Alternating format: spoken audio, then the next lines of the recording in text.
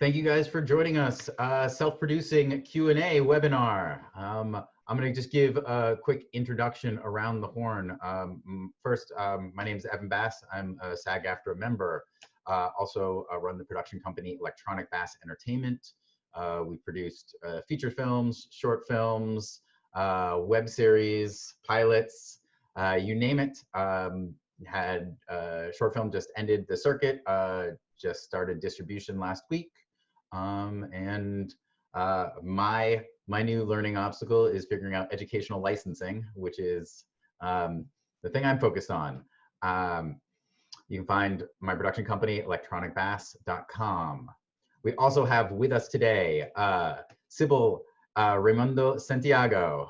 Give a wave, thank you. So she is a producer, filmmaker, actor, SAG-AFTRA, NYWIFT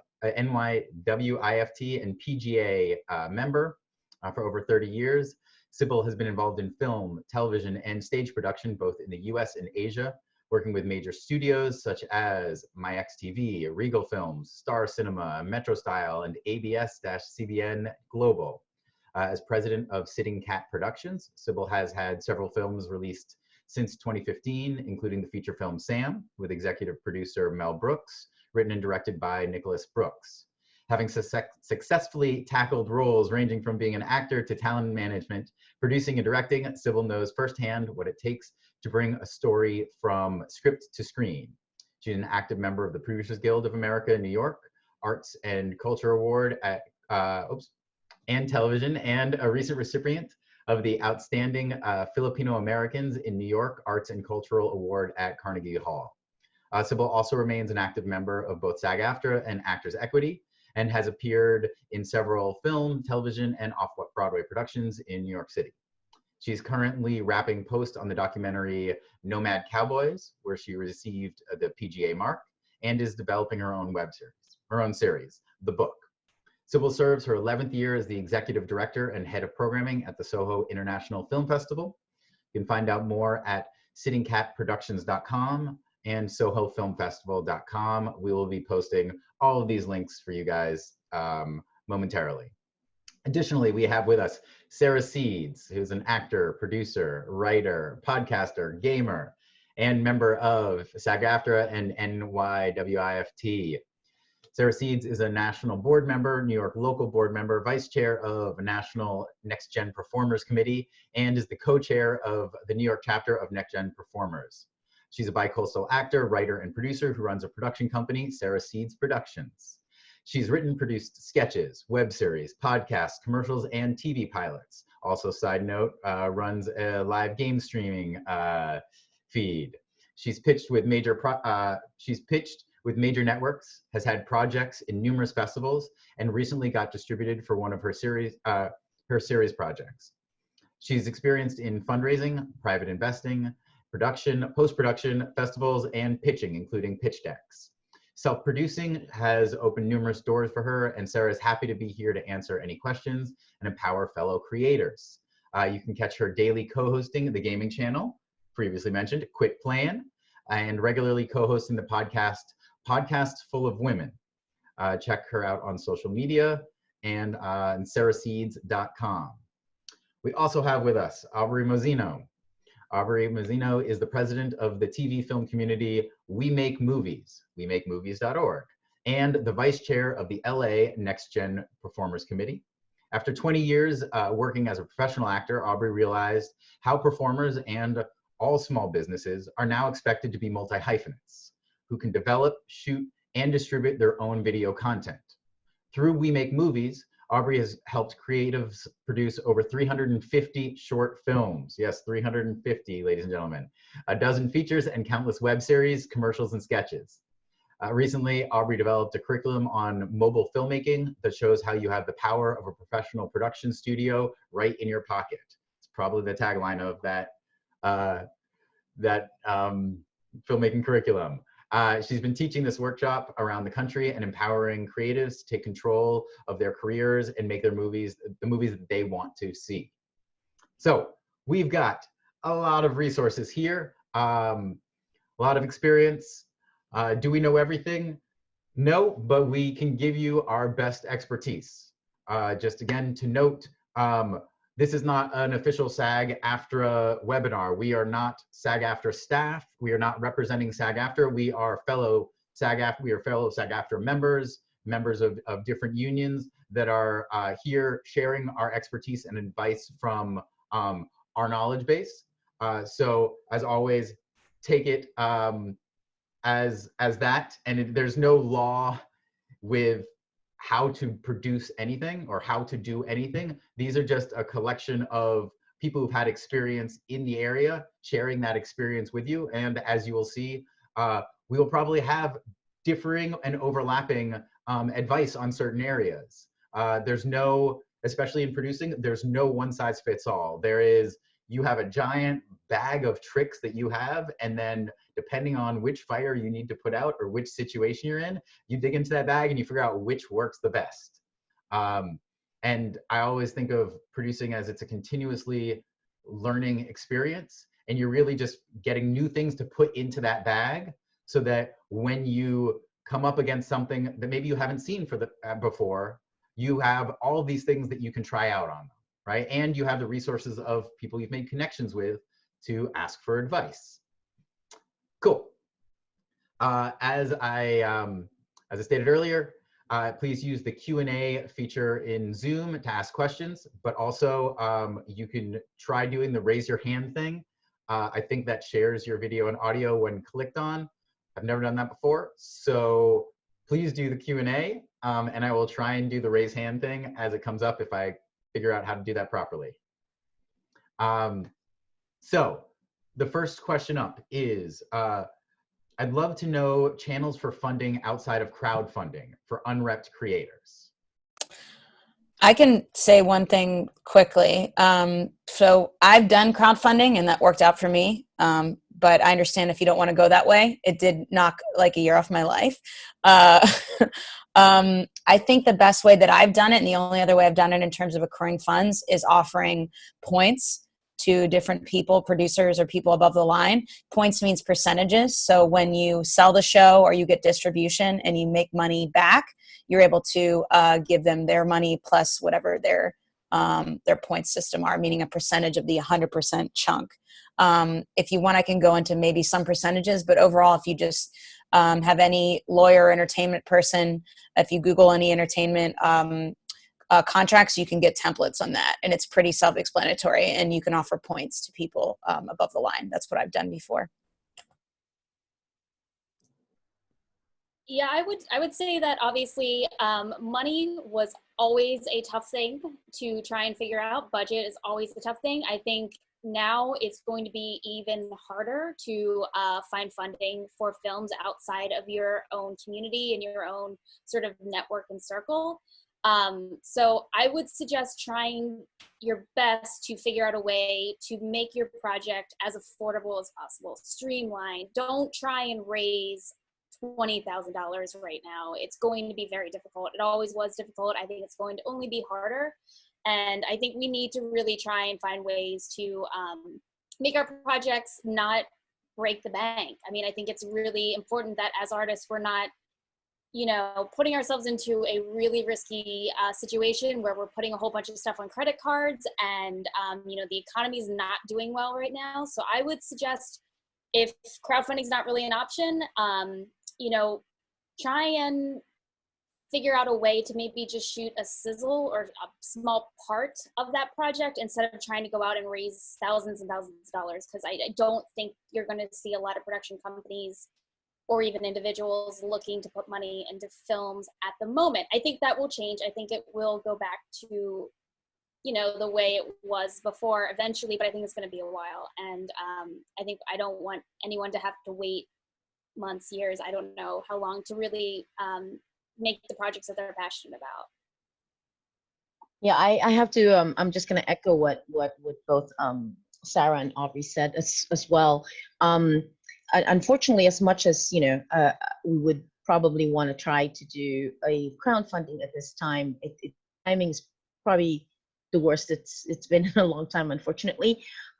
Although I do have to say that even before this whole pandemic happened, I feel like for new filmmakers, which I feel one of the most common mistakes a lot of new filmmakers, because I work with a lot of new filmmakers, being on the indie side, and a lot of times they think that, you know, if I do a project and I put it out there and we try to raise money, we will raise the money. It's like there's this idea in their head that it's one of the easiest things to do, which it's not. And unless you're probably one of the most social person out there who knows everybody and is friendly with everybody, who know your work, even then, it's difficult. So can you imagine when you don't? So when you're a new filmmaker, I always say, I think the best advice I would give is definitely create something that is manageable financially for you to do. In other words, if you really want to make something and you're very passionate to get something done right now, find a way to make that, if whether it be the sizzle reel or a scaled down version of it, that you know if you had to and you had no choice, you could fund it yourself. It's a lot of risk, I know, to do that, but you know, I always believe, you know, just coming from someone who programs in the festival, I get thousands and thousands of films submitted to us. And so we watch films constantly. That's all we do. We watch projects. And I have to tell you, we have programmed a lot of films that are with the least amount budget compared to people with big budget, because it's not always about what you spend on a project that makes it work. So if you have something strong that you've written, something strong you've put together, you have good people you get involved that are willing to help you, especially when you're starting out, you can always find, especially in this community, this is probably one of the most giving community out there, because we all love working. We all love being on set, whatever it is. So sometimes we do projects we get paid for, sometimes we don't, because we want to constantly be working and be, you know, with each other on set. So I think for new filmmakers, at least, that's definitely a route that you should be thinking about is, you know, what if I had to do this on my own? Can I do it? And start from there. And then as you build, hopefully you build relationships. You can have some people, friends, you know, extended friends of friends that might want to support you once they see what you've proven that you can offer back. You know, that's, yeah. I also wanted to add, you guys are right on the money, and speaking of, but also I think too as well, when you make that scissor reel, great idea, because especially in these times, we have cameras that are very capable on our phones now. You know, we have the ability to edit and create our sizzle. I think once you create that sizzle, and sorry, there's a fire truck because it's New York.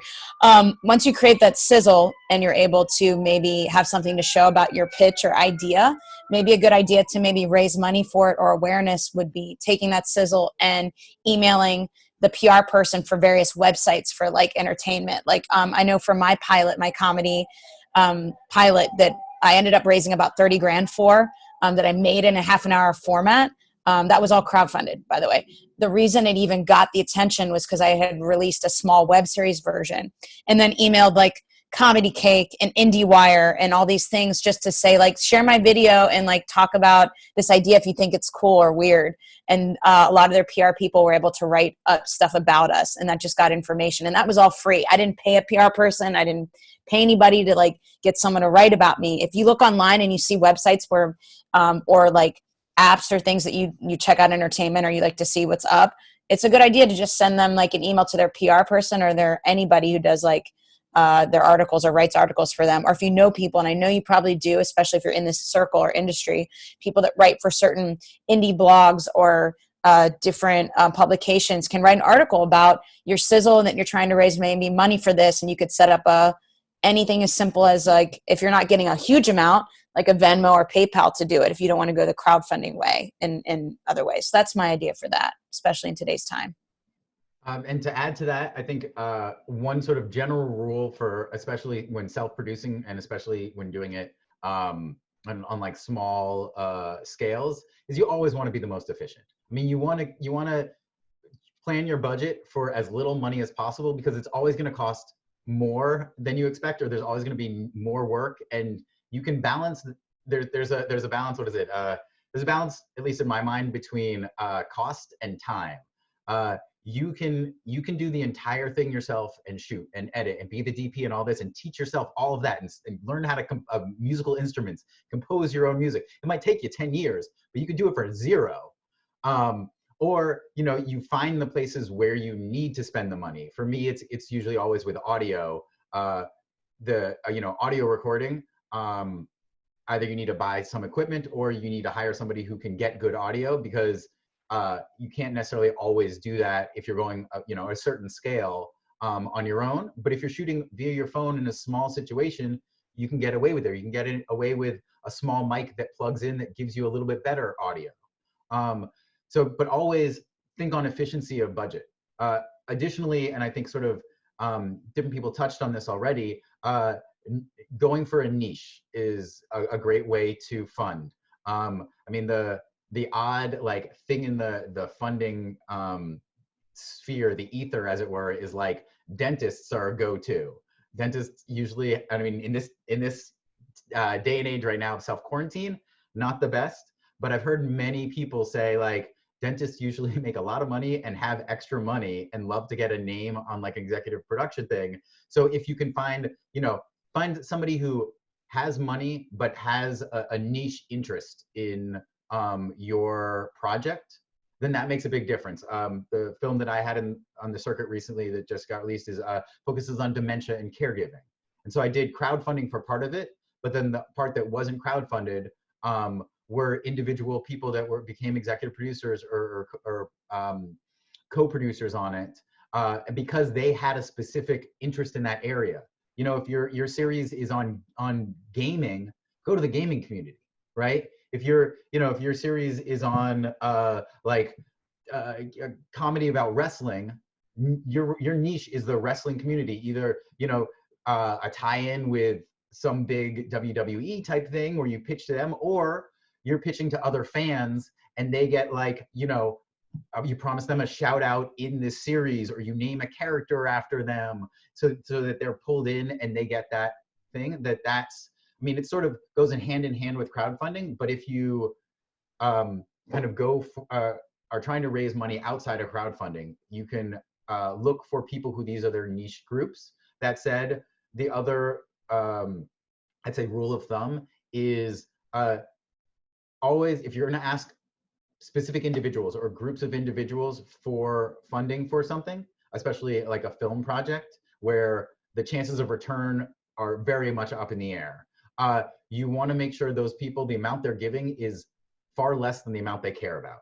You know, if they are giving and it's like it is a chunk of money for them, then they are going to be very, very much involved in wanting to see the finances and wanting to possibly be more than you're able to take care of without like an accountant or things like that. So if you're asking, you always want to ask where people have the funding or the amount they're giving is stuff that they can deal without, so that you also don't want to stress them out and you don't want to stress yourself out by sort of promising too much, right? But yeah, goes hand in hand. I think crowdfunding, I agree with everybody else, is insane. It takes a lot of work. You kind of have to do it every day. If it's a 30-day project, you are there for 30 days. You have new content that you should prep ahead of time for every single day.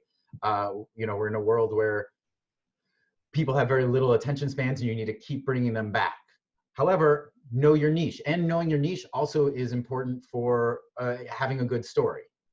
There's a great Mark Duplass South by Southwest speech he did, I don't know, 5, 6, 7, 8, probably 10 years ago, but hopefully it's 5. The gray in my beard showing. But he gave a speech about his first film was like a $20,000, $30,000 short film that he and his brother made, and they like begged, borrowed, and stole for, to get that funding, and it was a crappy film. And the film that actually made it for them was their second film, and it was on 0 budget, but it was a good story, and it had good direction, and they made a good film. And even though the quality didn't look good, that's what blew them up, because it's about the story. If you have a good story, if you have good content, you have a good idea, you don't need a huge budget for it. Though having a budget doesn't hurt. Anybody else want to jump in, or I'm gonna move on to the next question? The one thing though I would throw caution is that it's great that it worked out for Mark Duplass, but when you're working on a project where you're having people invest in you, you have to really make sure that you've done all the prep work you've done ahead of time before even going into production, to make sure that you have a viable project. Because if you end up successfully taking some, getting people to spend on you and to invest in you, and you come out with really bad project, especially if you're relatively unknown or you're new in the business, it's a very easy place to for someone to just say to kind of give you the bad reputation moving forward. And you want to try to give a good reputation. I mean, yes, a project could be not necessarily in its perfect state, and that's completely understandable, especially for first-time filmmakers. It's okay. But as long as your project actually really did everything that it could for what you had, then that's forgivable. But sometimes I unfortunately I know people that have gotten lucky enough to be financed with friends, family, and extended friends and projects that they basically just wasted their money on, and after that they kind of had to quit the business because nobody will trust them anymore. So just I would throw caution. Obviously there's no way of telling where it's going to go when you're starting a project, but you just need to know that you're ready to keep moving forward. In other words, if you do it, for example, don't just do it out of waste. You have to really put everything on it so that you're not just eggs in one basket per se, meaning you're ready to move on and go to the next one that hopefully you can show that you're not a one-trick pony.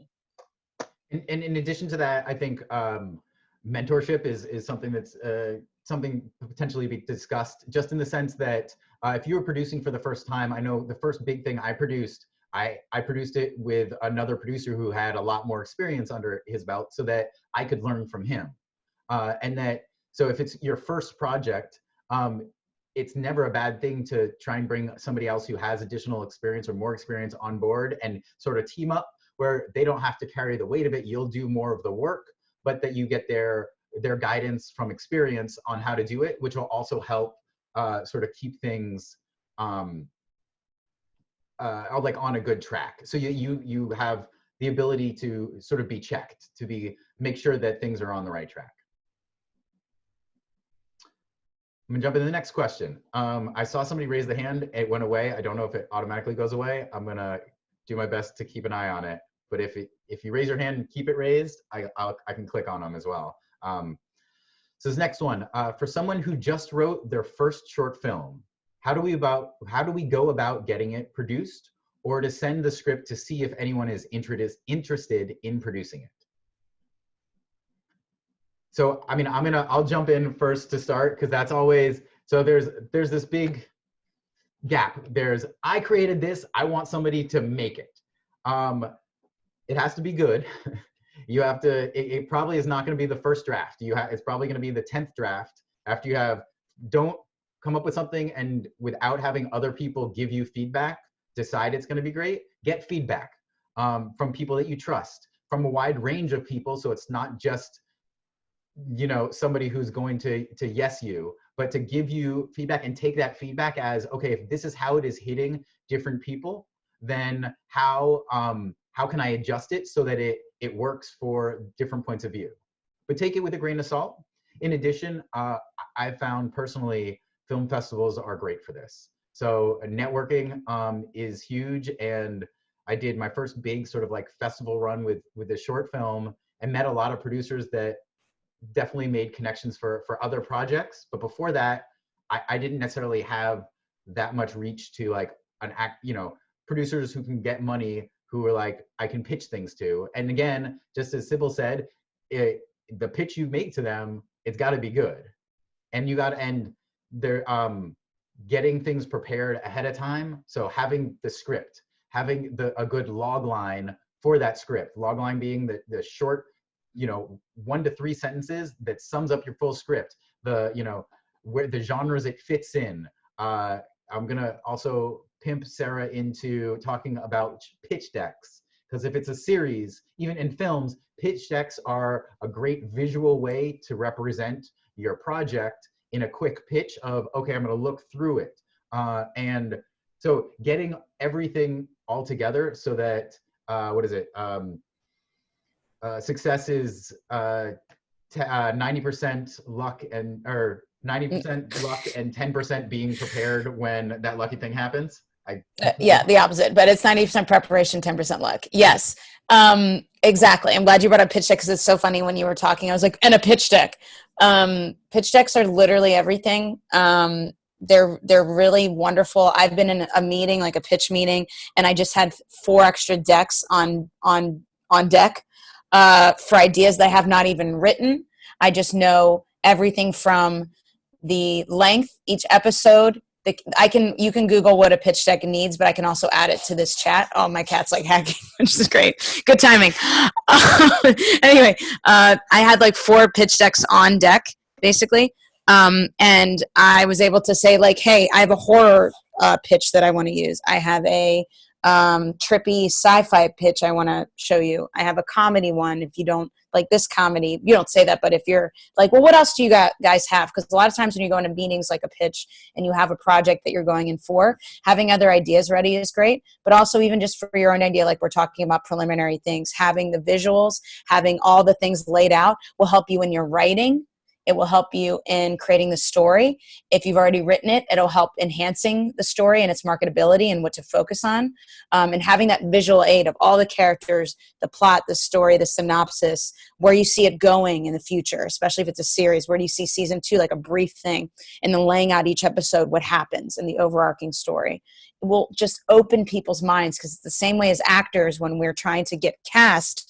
Coming in already prepared and showing them what we've got will help them better place you and better see where the story can go as you as a character. But if you're creating a story from the ground up, having those visuals, if you have nothing shot yet, is so imperative and so helpful, and it'll get you in front of people that don't have that ready. So I highly recommend having pitch decks ready to go.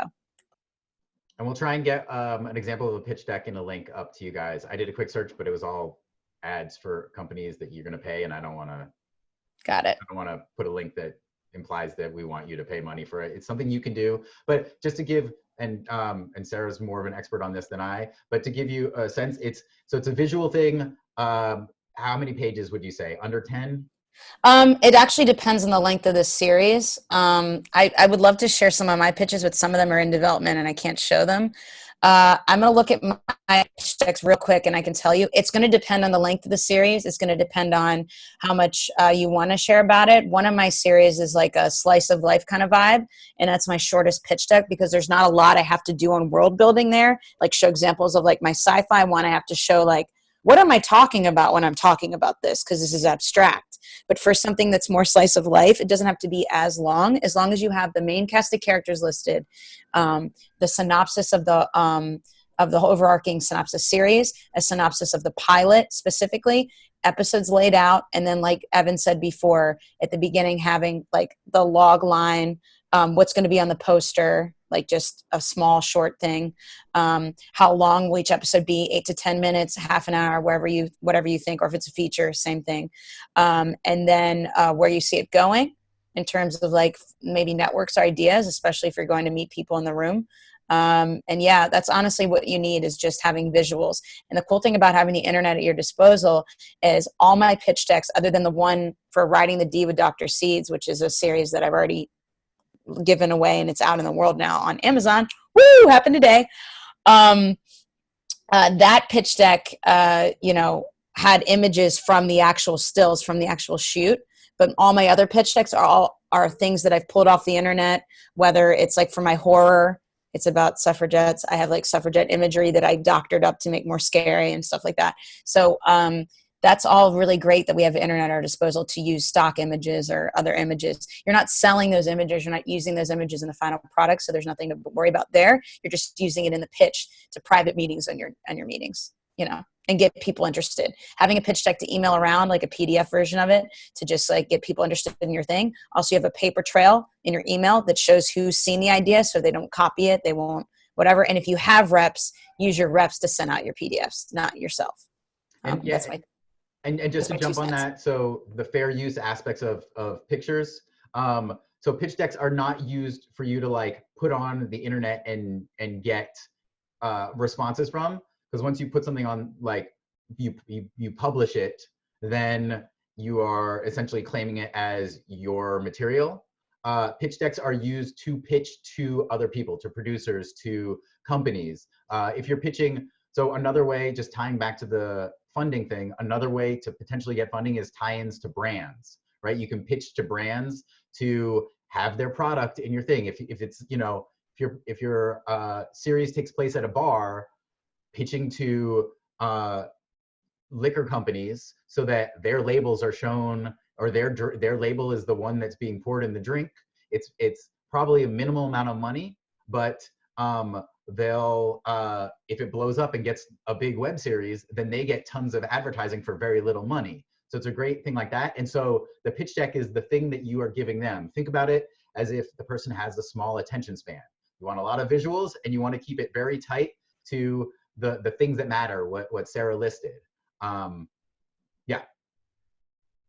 The only thing I would add, though, is the only time really pitching to someone else selling a project that has ever really worked for me was when usually I just end up producing myself. That's why I haven't had great luck doing it. But really the only times that it has, it's because the project had a really, really personal connection, and I spoke about that personal connection in the pitch, and that personal connection also resonated with whoever it was that I was pitching the project to. I felt like every other time where it was kind of just a project that, you know, I believed in, but maybe didn't have the strong, you know, feels for, it hasn't gone well. But for me, putting that personal touch and saying why that story is really important to me, and ideally you do research about whoever it is you're pitching to and find out that, oh, maybe there's a through line, there's a connection there, they have similar interests, similar passions. That's where that's really, really, really been effective. Yeah, and to add to that, I mean, I think most of our followers are probably from the SAG-AFTRA circle, so we have a lot of actors listening in right now. You kind of can think of it in that approach as an actor, right? Same thing with even the pitch deck. You know how you have some of you have worked bigger projects that might have had some real, for example, that are not allowed to be released in public, but you can use it to send to other agents and other managers. You can kind of treat it that way. You can show them those clips, so you can't post it online because otherwise you get in trouble. So that kind of, it's a way to connect in that meaning. And also with the stories, I think, you know, even if it's, let's say, you know, like we're doing this fantasy story, for example, right now, Evan and I working on a project. They think the connection to it doesn't have, even if it's not personal in the sense that you don't know, it's not, obviously it's fantasy, it's not a real person, but you could, if you're passionate enough about the topic or the story that you're telling, then I guess that's how you kind of get personally attached to it, because when you pitch it, you know your world. You have to know, like Sarah, just to add to what Sarah was saying, you, like the sci-fi that you're talking about, you have to know your world from the inside outside before you go in that room. You have to be able to explain to them why there is a tree with, you know, a face in that corner, or why there's a robot on that corner. What is the purpose of that robot? You need to be able to have that world in here before you can go out there, so that if anything during a pitch happens in that room where you might, you know, there are times when you go in a pitch where things don't go necessarily your way in terms of conversation, you have a way of pulling them back in. So just to tie that up, but on the producing question, to add to it again, just to go back, you have to also be clear when you send your project to someone to look at, what you want to get out of it from a producer. So you have to understand there are different kinds of producers. First of all, you can't assume that when you call someone to produce your project, it means you're asking them to pay for your project, because that's not how it works. And that's a very common mistake. I meet a lot of first-time filmmakers that right off the bat, they say, oh, can you produce my project? So they basically expect me to put everything together for them in a bow and tie it up, and it's all mine. So that could happen. That's one way of doing, but that's not really asking someone to produce it for you. That's basically selling your project to someone. So if you're giving me something that I'm gonna end up doing from beginning to end, you know, bring money for it, put it together and so you're giving it to me, then it's my project, right? You wrote it, you're the creator, maybe you're written by, then that's a different story. But if you're looking for someone to collaborate with, which is a very important word to know, is meaning most producers out there, especially on the indie side, if you're going on the indie side, it's a collaboration. So it's a partnership. In other words, if you think you're just going to be writing, or you're just going to be directing, or you're acting, you need to be clear what role you want to have when you approach the producer. So when you bring your project, it's clear right off the bat what that partnership is going to be, and set those expectations up front so that there's no one that gets the feeling that they were taken advantage of at the end of it, because this happens all the time, especially with first time, filmmakers and projects. They make the mistake of, oh, but I trusted this person and this and that. And a lot of times there's two sides to a story, so it's not always just really one side is the victim. Typically, it's just a lot of times it's miscommunications, and it's a very simple thing. It's not really because someone wanted to hurt the other, it's miscommunication. So be clear about it. And with that said, I would recommend having a document, especially when you're working with friends. I feel like I'm a big believer that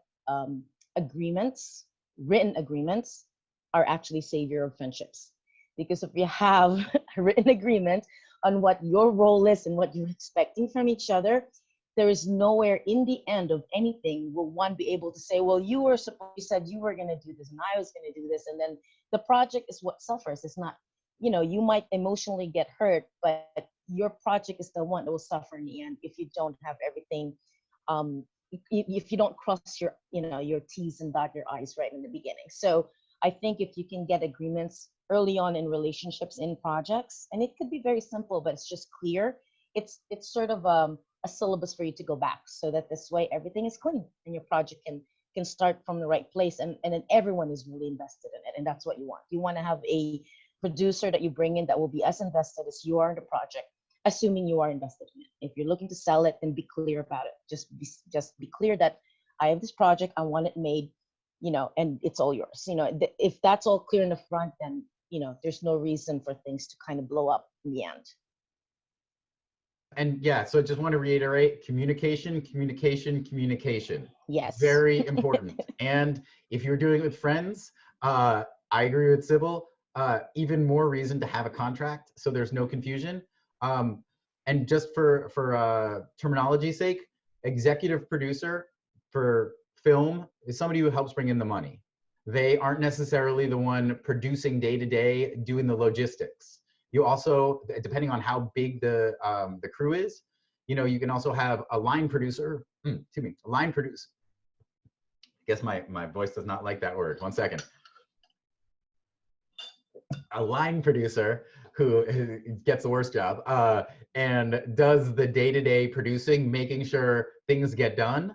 The executive producer, if they put in money, then sometimes they want to have creative say in it. So you're giving away, that's part of the collaboration that Sibyl talked about it. You have a general producer who's not doing the line producing, but the general producer is the person who, from the beginning of the project all the way to the end of the project, is on there. Pre-production, production, post-production.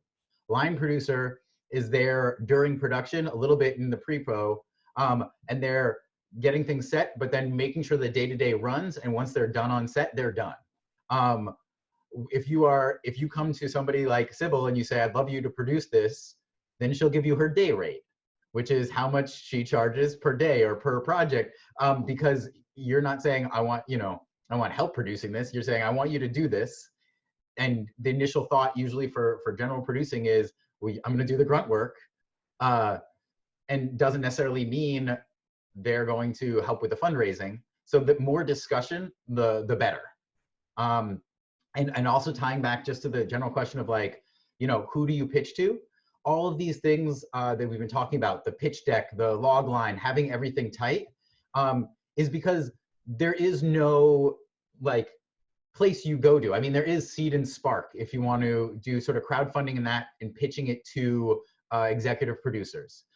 There are different sites that do have executive producers looking to produce things, but the truth of the matter is you need to get everything tight and have it in like a Dropbox, a Mega, or a Google Drive, so that if you run into somebody and you're talking to them and, oh, you really like Dungeons and Dragons? Well, it's crazy because you run this company and you seem to be rich. Like, let me send you this. I'm doing a fantasy genre and we've got goblins and gnomes and it's expensive because we got all these builds, but you just told me you love this genre.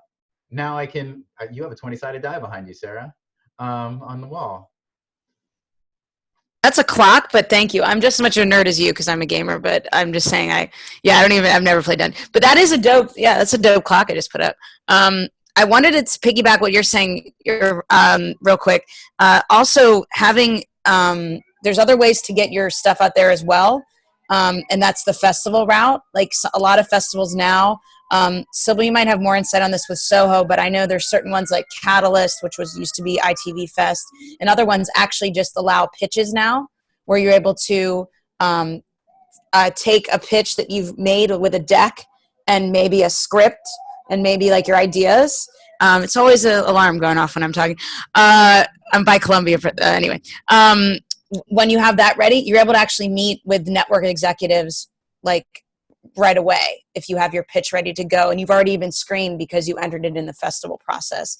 And that's ways that a lot of my friend stuff has been funded, because let's just say a network will say, or like a smaller streaming platform will be like, hey, I love this idea. Can I see like a script, or can I have maybe like put a writer's room together and check it out? And then that way you're getting funded already. Again, there's also other ways. If you've done your sizzle and you have a pitch and you submit to festivals in terms of pitch meetings, that opens the doors hugely. It's opened the doors for me in many ways. So that's a way to do it. And I didn't have rep at the time. So great way to go about it as well. I'm gonna jump over to the next question. And also to add, sorry. Just kidding. Nope. Just to add also, because I don't know if there's anyone here listening that does, projects outside of the US. I know I have a friend out there who's watching right now. There's also a difference in the roles of what producers do in other countries versus what we do here. It's also not just the country, but even here, depending on who you're approaching. So when you approach producers that are doing film versus producers that are doing TV, or producers that are doing lifestyle, or producers in documentary, it's just every genre and its world is very different from each other. So if you are looking for, depending on what your project is, make sure you research the person that you're planning to approach before you send them projects, so that you know what their typical project consists of. Because when they say that, it doesn't mean necessarily that I would only approach a producer for documentaries for a documentary. It could just mean if they tend to do certain types of projects also, or certain stories that they like to tell, they might be open to produce a narrative with the same topic or same story or same world. So it's definitely important that you know that before you approach a producer, just so to kind of limit your, like back in the days as an actor where you have to mail to all agents your headshot, so that you just hope 1 out of the 100 people you sent it to will maybe call you back. It's better if you actually target people, because then you can make it more personal. You can really send it and know what they're doing, and which is why you're approaching them, because that personal attachment, going back to what Sarah was talking about before, and Aubrey, really makes a big difference. Because even with films that we receive at the festival, believe it or not, it really does make a difference for me when I see a letter that was written directly to the festival as to why they feel the project fits our program, versus those who copy and paste the letters they send to all the festivals they send to, because you can tell sometimes they forget to change the name of the festival. So like it happens, and actors do that when they submit, and I get a lot of scripts submitted to me, and I can tell when someone's just sending it to 100 producers out there and hoping someone will get back, versus someone who will write me one short note and just say, listen, I saw you do this project that was shot in Asia, and I'm actually from that country, and I would love to do this project. Do you think you can look at it? Like, it makes a big difference to me, because I feel then this person knows that what I do, then I kind of can give back the same respect as to knowing that they know what they're looking for. And I posted a quick outline of pitch decks in the chat, and then also underneath that is a link to producer credits and what they mean. I've run into situations where I was brought on to produce something, and the people had never produced something before, and I wasn't clear on my communication, and they didn't know more than one definition of a producer, and so it caused a lot of issues, because they expected me to be essentially the line producer, as well as every other job. And that's not what I wanted to do. But because I explained it, but not in terms they understood, it caused confusion, and that's on every part. You got to communicate. Jumping to the next question. If you self-produce something like a web series, do you have advice on what to do next? Is there a good path to get that in front of people who can get it from web to a funded streaming network show? Sort of what's the approach to that? Get an audience, put it online, get a following, get people that are passionate about your show, and then you can say to whoever you're pitching it to, look at my view count, look at the comments, look at the engagement. Every time we've released an episode, there's an audience that's already built in for this project. I mean, it's the same theory that studios use for their big, feature films. They are funding mostly franchise projects that have an audience built on, whether it's a board game, whether it's a book, or comic book. They want to know that those tickets will be guaranteed to be sold. And so same thing for, your project. If you can say, you have a proof of concept and you have proof that people really were engaging with your content, that to me, I think is the best thing. Don't be too, I know some people are sometimes afraid, to put it out there because then maybe their idea will get stolen and a lot of that. And to me, I think that's honestly a great problem to have if that actually happens for you. My sort of theory is put it out there. If it's ready, you're proud of it, if the quality is good, get it online and get people to be passionate and get excited about your project instead of being afraid of someone stealing it. I see so many projects that kind of just wait in the wings forever for this magic, green light or money windfall to come out of the sky and swoop it up. And sadly, a lot of times that never happens. So the best thing I can say is get that web series out, get people seeing it, and then use that in your pitch to say that you've already developed a following. And film festivals, I mean, with the SAG-AFTRA New Media agreements, you can now not only put them online, but send them to film festivals. So, that's sort of the traditional route for films is if you can go to festivals and get awards and get accolades from it, even just the accepted into the film festival, but I mean, awards even better, you can add those to your poster. You can use that in part of the pitch. You can put it on, when you put it online, it's, official selection of these, award winning of these, that gets more of a following. Also, some of these film festivals, as Sarah has said, have pitch meetings attached to them, but they also have people who come. I mean, I got contacted just last week from a distribution company for my short. It was a horrible deal they offered. However, they saw my film in a catalog at one of the film festivals and wanted to represent it.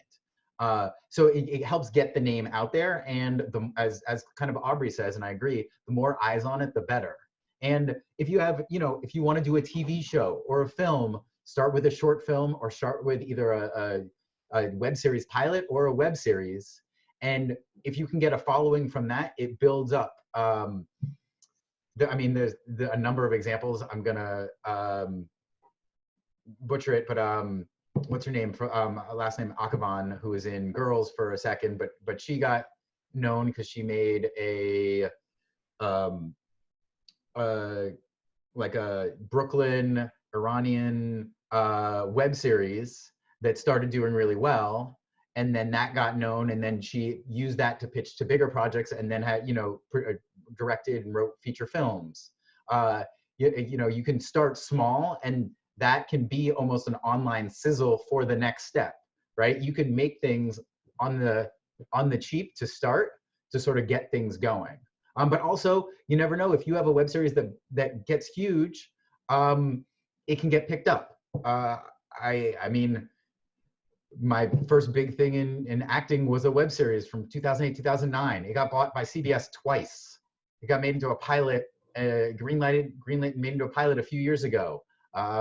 So I was just an actor in that, but like, that was just put online. and it did well enough that it got somebody's eye and they talked to somebody else. So yeah, you're not going to catch anybody's eye by not showing it to anybody. Just to add on the festival side too, festivals, the key about festivals is that a lot of agents, buyers, distributors keep an eye on festival catalogs. Like a lot of the films that we've gotten to festival, I mean, thank God, lucky for us that have gotten distribution because they get seen in our festival, or because they've run in our festival, another festival that might have been thinking twice about picking them up, they pick them up when they come to Soho afterwards because they feel like, you know, someone already kind of gave it a stamp of approval, and then they get in, and you just don't know where it's going to go from there. So it's definitely, no matter what, festivals in general, which I hope that we can get back to normalcy on what festivals will be like, because it's right now obviously in a very different place, that in person, you showing up at the festival to begin with is already a big step that can help you. Whatever happens to your film in there, it doesn't matter, to be honest with you, because you will make a lot of new connections and collaborators for every festival that you attend. So even if you don't have a project right now, that's a good place to bring your project to.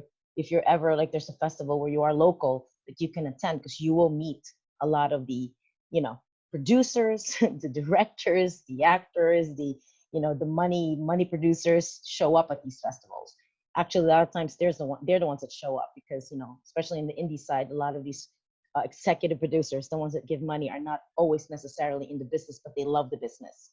We have one EP that shows up in all our festivals, and he's a scientist who's a major movie lover. So he just invests in movies because he loves it. So, and he's always there. He's taking a peek on which filmmaker he likes, and he makes connections and he funds. So, you know, it's definitely a good place to go for that. Just 2 sentences, because you guys said it all. It was great. You guys said everything I wanted to say. Just get on Film Freeway and search for the format you're looking for: web series, comedy, whatever. There's a search bar. Search for that. See which ones pop up. Check their credentials and submit.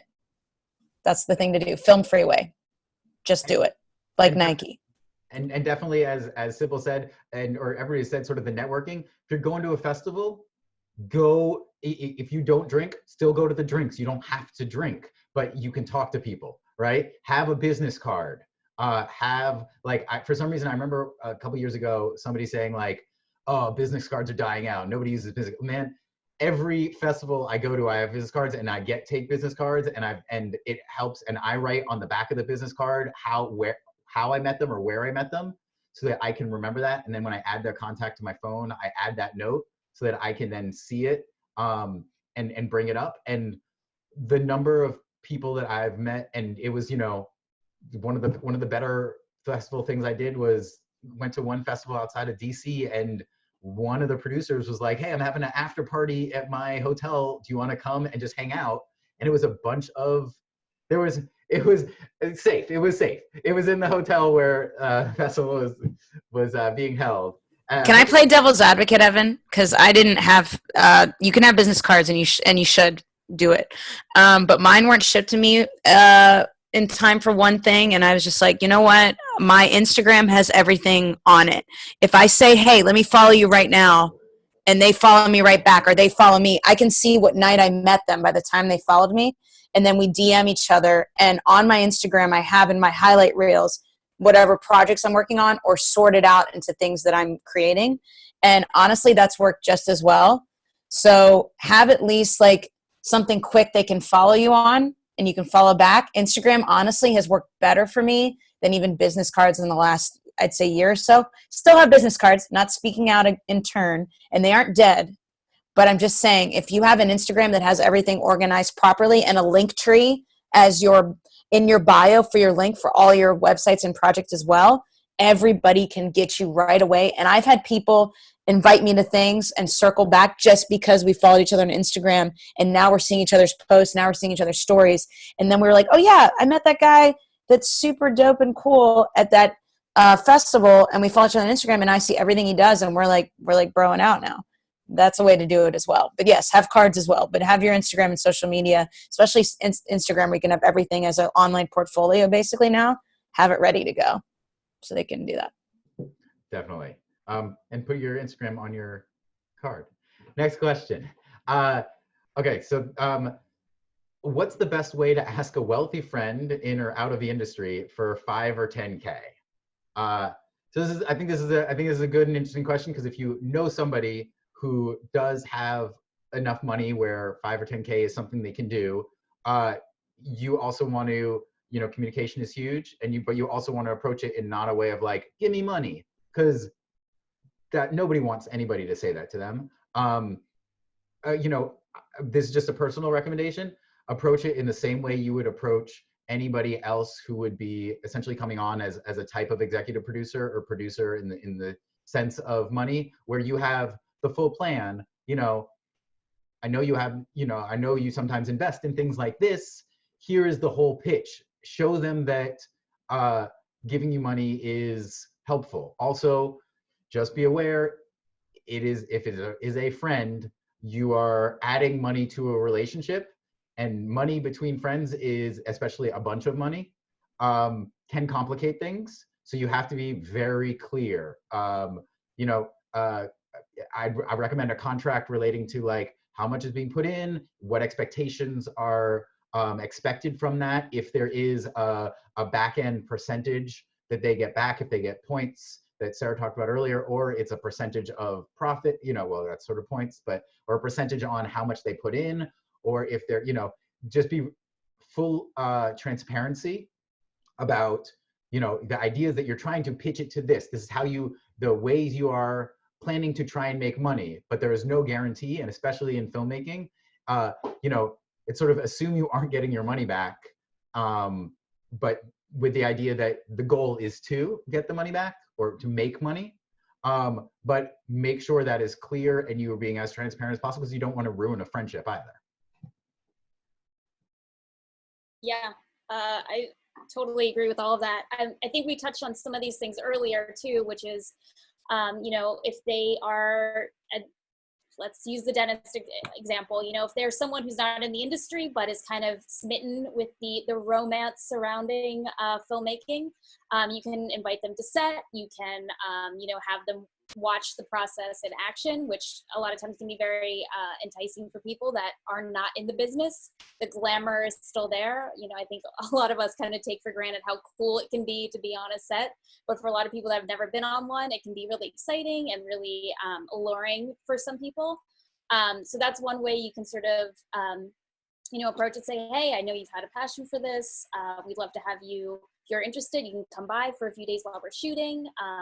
That kind of thing. But I feel like I'm totally Debbie Downer on this panel, but I just also want to be really clear and caution people from, you know, asking for an amount that, you know, is large, which to some people, different amounts are large. You know, it depends on the person you're asking. Maybe 5 or 10,000 isn't a large amount of money, but for a lot of people, it's a pretty significant amount, especially with what's happening right now. And just know that, like, you know, as Evan was saying, the likelihood of them getting an actual return on their investment is very small. And you really want to make sure that you're not, you know, putting, especially if you're new, and this maybe, again, this advice might not apply to whoever asked this question. They might have a lot of producing experience, but if you're new to producing and this is one of your very first projects, putting everything, calling in every favor that you ever have for your first project out of the gate, I think is a mistake, because the chances are you probably are still learning, and you probably are not going to create your masterpiece in the beginning. If you think about, you know, people who started drawing, they didn't, you know, start painting or drawing their masterpieces right out of the gate. It took years and years and years to get to that level. And unfortunately, I think a lot of people expect filmmakers to make a masterpiece the first time they ever do it. And I think that's not usually likely or possible. So I know fail is a dirty word to a lot of people, but I sort of, you know, teach in my curriculum, fail cheaply, fail often, and, you know, just keep experimenting. Don't like, you know, sell the farm on your first project out of the gate, because you probably will be disappointed with the results if it's your first project. So try and do something smaller first, and then maybe once you're, you know, further down the line, able to call in those favors. Because again, even when you are very experienced, and very talented, unfortunately, the return is very small. So again, not trying to be Debbie Downer, but just know that that relationship could be impacted if you're not able to deliver on, whatever terms it is that you set. IMDb credits. Enough said. People love that. People live for that. Give them an IMDb credit. A lot of times if you're talking to somebody who's not in the business and you just want maybe a small amount or something like that, having them as an executive producer in the credits as well as inviting them to set, which is an absolutely great thing to do. And that really does help. And there is still glamour there for other people. So, we need to remember that. But IMDb credits are in. Everybody loves them, everyone who wants them. And to have one with their name on it when they're not even maybe participating in the business very much, if it's somebody outside of it, is really enticing for them. And again, including them in the process, because their money is funding your art, at least a portion of it, and including them as much as you can in the process. And talking to them like a friend, but doing business like a business person. Mixing the two, you can easily do that if you have things drawn up and written up properly. And again, if you give them the respect that they deserve for partially funding your art or funding it, if you're going to go full on, and inviting them to set in IMDb credits and including them in everything along the way, is huge and goes a long way and really speaks volumes about your respect. I just worked on a project with another filmmaker where all of our background was basically everyone who helped her fund the film. And it made for a fun set for her, at least. It became very personal because it was her first project, and all of her friends joined in, and they were very, very happy and proud of it. So it got to a point where I don't think it matters to them how far the film would go, as much as obviously the filmmaker. But for them, it's just being part of it and being there and seeing it happening and seeing the passion and the reality of it of the art being made and being done, coming from the right place for the right reason, was definitely a big step.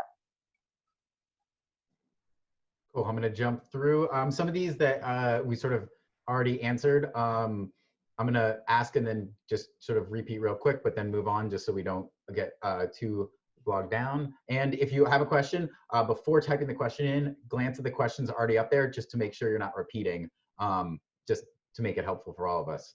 So do you have any tips to get the best outcome on crowdfunding from any previous experience that you worked for? We sort of already talked about this. There's going for the niche groups, doing your research and focusing on the particular area or groups that you are, your genre or the piece is speaking to. Being prepared, having content. If you're doing 30-day, 45-day, have content that comes out every single day. You got to keep people involved, coming back. In addition to that, know, that one big thing, at least for me, is if you're giving rewards, try and do them digitally. If it involves creating something or mailing something, that is a cost and time, and factor in that is going to take out of your budget and that you have to do that work. So if you are sending a pin to everybody who gives you $10, the cost of the pin, the cost of the mailing, and then if you get 1,000 people, great, but now you have to send 1,000 pins and make 1,000 pins. So just have that in mind. And then in addition, the more preparation you can do ahead of time, the more pitch decks, the more it looks professional and that you know what you're doing, the better the campaign is going to be. Can I jump in real quick? For the main thing is having a budget. Have a budget drawn up. I collaborated with another producer, and she's great at budgets, and she created our entire budget. And we had a pie chart on our Kickstarter that showed where every single amount of money was going. And I see there's a question here about post. We included post-production in our budget. We didn't have it as an afterthought. It's part of the budget. So we didn't, exactly, we got it edited and ready to go in 3 months after we shot it because of that. Again, for the crowdfunding thing, again, yes, updates every single day. Create digital events where you're live stream. You're like, guys, we just got another $30. Thank you, blah, blah, blah, blah. Shout outs, having live events and shout outs. We had an in-person event. So in COVID, obviously it's not as easy to do, but we had an event where one of my executive producers works in the food service industry as well as his day job. He loves art, but he does that as well. And he had it sponsored, like we had it in a restaurant that he regularly works with, and he got the food taken care of because we had the event on a Monday night so we could draw more people to the restaurant upstairs in their cool like hanging area, and everyone paid $20 a head to come in and eat and drink for free because we got a lot of things donated because we got everyone in there on a Monday. And we raised like $3 or $4 grand that night because of everybody showing up, 20 a head, whatever. We had hundreds of people show up. We had all this free food and alcohol, and then they stayed in the restaurant and partied late on that Monday. So we thought of ways to like get people involved. We had a raffle that people bid on that night during the event. So like coming up with creative ways but they all worked with our theme, which was New York subway, just New York realness. Like we had everything kind of like work with the theme. So like if you have a theme and you have like a niche, like we said before, and you're doing like live events, live updates, webcam updates, like guys, great job, Facebook Live it, whatever. That's the best way to go. And having your budget beforehand ready to go. Have that budget ready, and it has to be tight, and it has to be accurate, and it has to be a good representation. And people will see that. Among the perks, they like to see that somebody knows where their money's going and it's not nebulous. Yeah. And it's good to, if you don't know the post-production side, get somebody who does know to give you advice on how the cost breakdowns. Just pairing this with the other question about that Sarah mentioned about getting money for post. As she said, include it in your budget. That is part of your film. Your film is not shooting the film, it is the whole thing. In addition, just if you didn't do that and you need it separately, one of the advantages of the posts, of you just getting funding for post, is you already have the film filmed. It's in the bucket, right? So you can use that as, we've got all this footage, pull certain clips out of that and say, look at this. It's not finished at all, but like we have this great stuff. That is a way that you can sort of pitch the post-production side. Also, I mean, fortunately and unfortunately, you can edit things for pretty inexpensive. I mean, if it's in 1920 by 1080, so regular HD, DaVinci Resolve is free for everything. You can, edit it yourself. There's a 90-day trial right now too. So there's a 90-day trial. So there's a lot of things that you can do that you can edit on your own and create that sizzle reel from the post, or just put in a little bit more time. But again, I'm a big fan of like sound design and color correction. Makes a huge difference when you're seeing it on like actually live. And you can, I mean, I go to film festivals and I can see when something's not color corrected.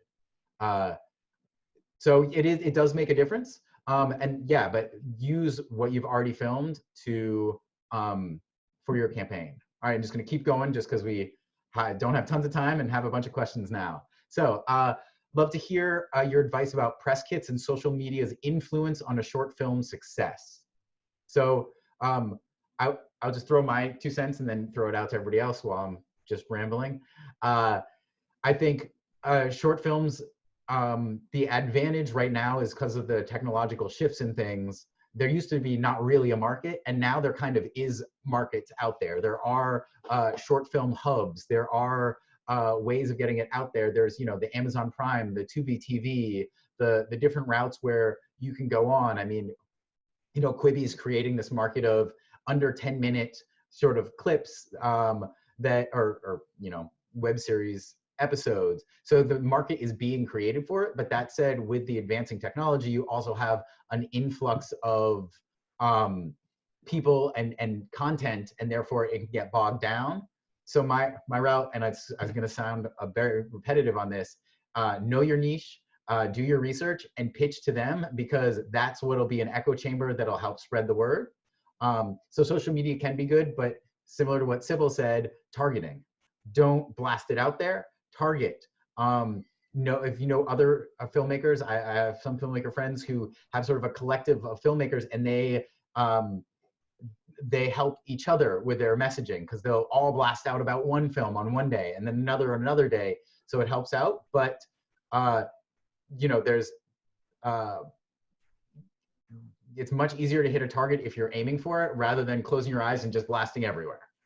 I'm going to add to that as well. I actually had several meetings this past week regarding content being requested by a lot of different places, because they're looking for something to put out there right now because we're not in production.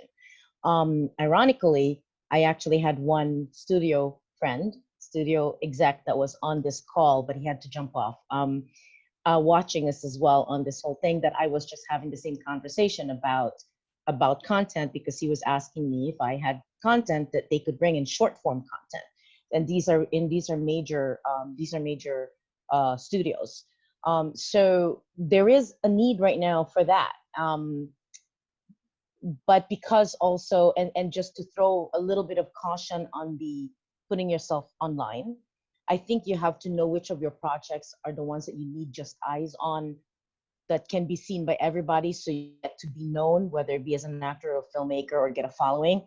But then you also have that project that if you want it to be potentially considered to be taken by a like a network or a studio, or pitched to someone, that needs to be separate. Because what happens is, just like films that get submitted to the festival, for example, if you submit to me a project that's already on the web, if you put out on YouTube or in Vimeo or such, we are likely not going to accept it, because it's already been seen by the whole world. And the purpose usually of what's in the festival are films that are being put out there to be pitched for someone to pick up. They're not just short films for, these are something that's hopefully will go somewhere, right? So if someone picks it up and puts it actually on network TV, then that's a different story, or Netflix and Amazon and such.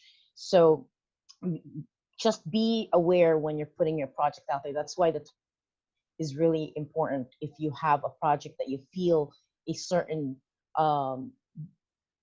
production company or a certain distributor likely, put out there, then you should target them directly and show them the best of what you can in terms of what you're pitching, so that they can hopefully stay eyes on you. And I would stay in touch. Like, even if they don't respond right away, I would just keep trying, because they get thousands of emails a day, not hundreds, not 20. They get thousands of emails a day, and sometimes you might just get lost in the shuffle. So I would just keep trying. I wouldn't spam. Spamming is never a good idea for anybody, especially if it's someone important. But definitely just staying in touch, whether it be once a week or twice a week, is not a bad idea if someone hasn't gotten back to you on something that you feel really passionately, strongly about. And that's one more thing. If you do targeted reach, then not that I'm repeating it, because I know we've talked about this in the beginning of this chat, but when you target someone that you're passionate about for your project, it will, eventually that person or whoever you're reaching out to is going to see that, because it's a very personal approach in the way you're reaching out to them, versus a blast. Yeah. I would also say, I don't know that social media for a specific short film would be where I'd be putting my energy in, but obviously as a performer, producer, building up your own personal social media so then you can walk in with clout for your project, I think is where I'd put more of the energy in. And I mean, I know we could spend a whole other hour and a half talking just about social media and how to do that. There's people that do it a lot better. I know there's two SAG-AFTRA people, Ben Whitehair and Ryan Walker, that run an awesome company called TSMAconsulting.com, that do free workshops on this.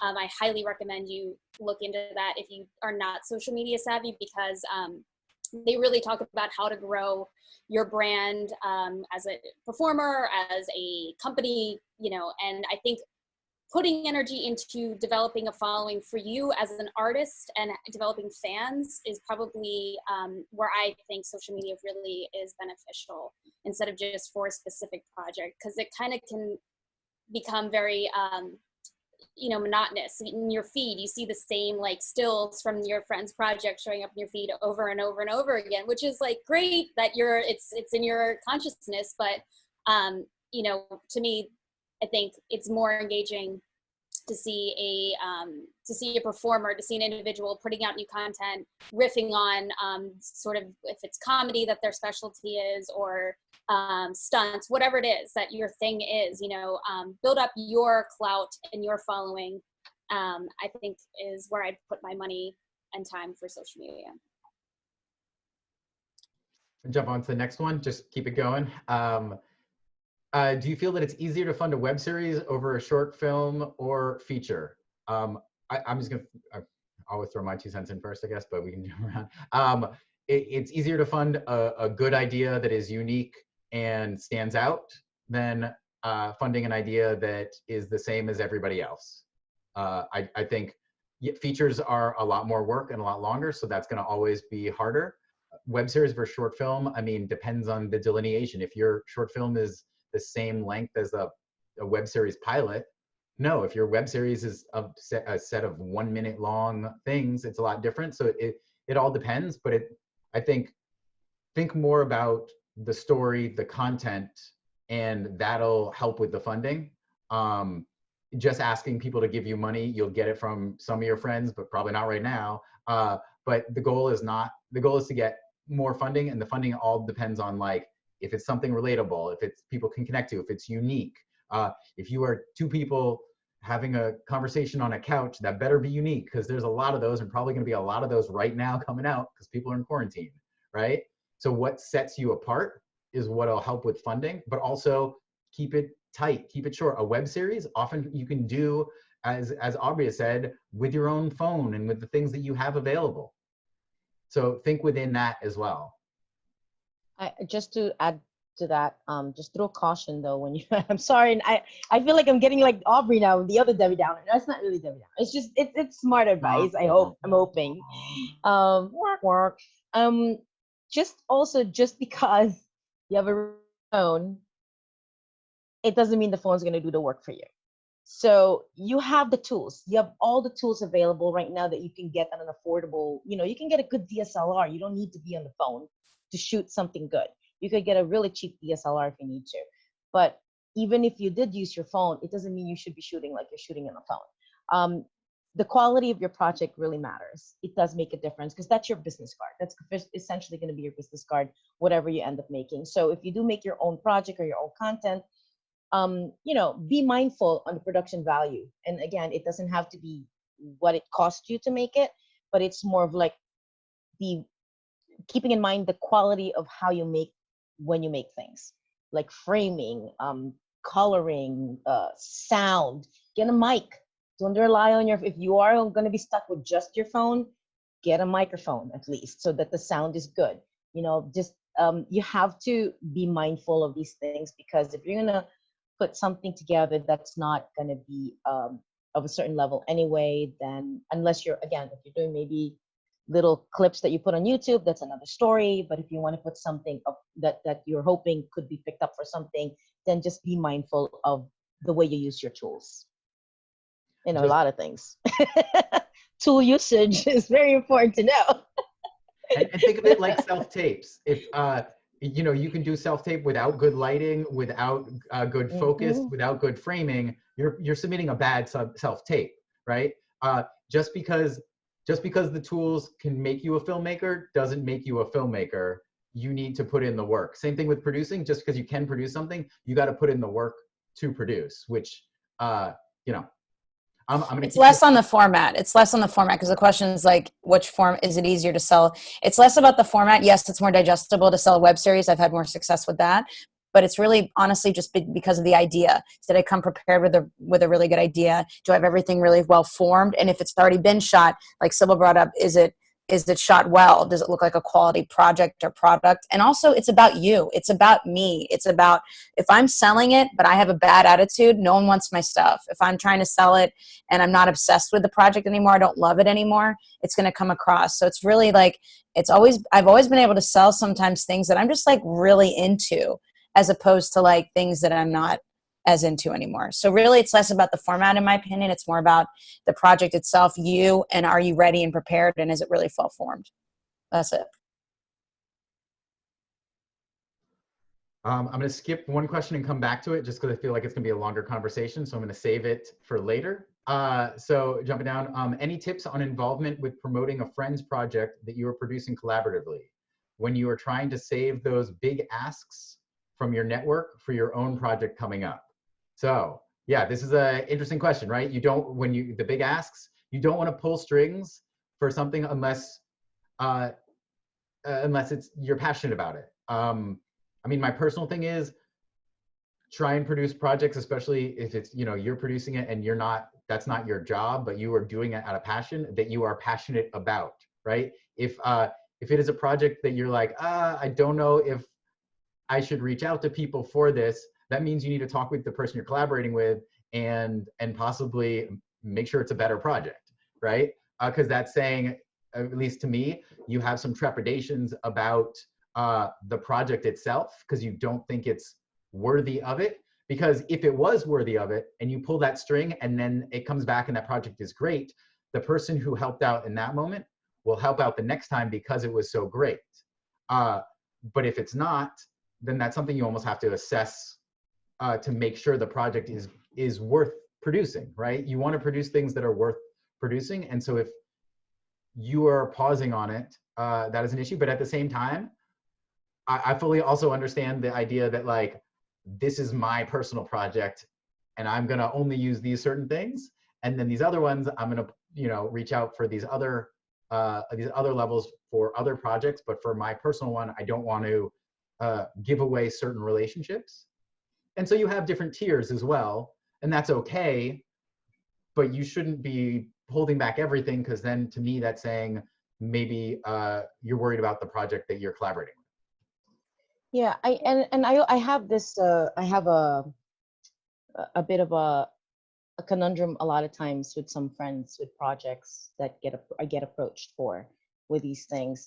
That's why, going back to what I said from the beginning, when you have your own project, and just to answer, I'll go back to your actual specific question, is that your own project, you should really try not to overreach beyond what you can reach. You should not, as a filmmaker or as a creator, you shouldn't really make a project thinking, oh, someone else will do this and do the legwork for me to get this made. I have to know that myself, I can do this on my own if I have to. But of course, if I can get help and I get the help and people are willing to come and help me, that is the most wonderful gift I can get, right? So to go to that question, it's a tricky one, because I do know a lot of filmmakers that tend to do that. That's why it goes back also rounding up to the question about, asking someone to produce your project. It's not fair when a friend comes to you and basically knowing that you have the connections and maybe you have, the people and kind of rely on you to get those connections to fund their project. It's one thing to ask, but it's another to rely on it, right?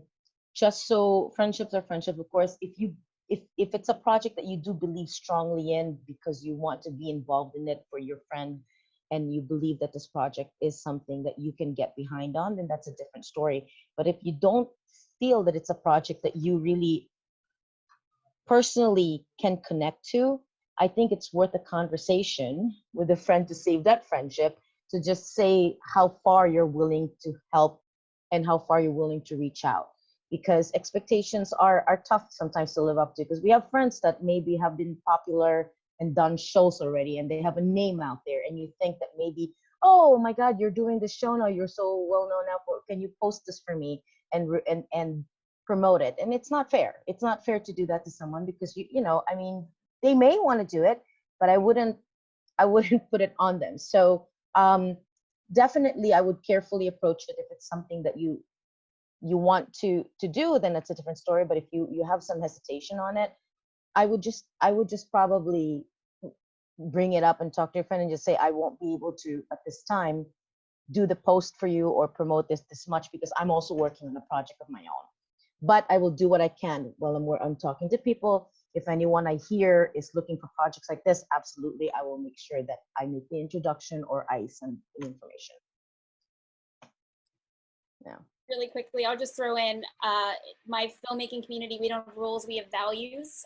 So we are not assholes to each other. And one of our values is helping the community is helping yourself. So to me, I think if you can find a group of people or find a friend that you really feel like has that similar value, where they know that helping you is going to be helping themselves, and a rising tide, raises all ships essentially, and same, the reverse is also true. So I think you should be smart about who you bring into your network and your circle, and find people with similar values as you, and hopefully they'll return the favor. And you guys, if you are all pulling together in one shared direction, I think it could be pretty awesome.